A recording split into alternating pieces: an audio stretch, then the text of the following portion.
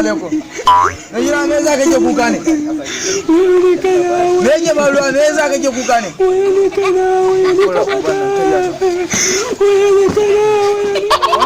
Wannan kai ba a san me yake damun ka ba. Me za ka ke kuka ne? Assalamu alaikum. Kaga tukuri ya ganin. Haka ne malam. Higalin ya aka me da mai. Oho kaga na me yana ta kuka yana ta kuka. Ba mu san me yake damun ba.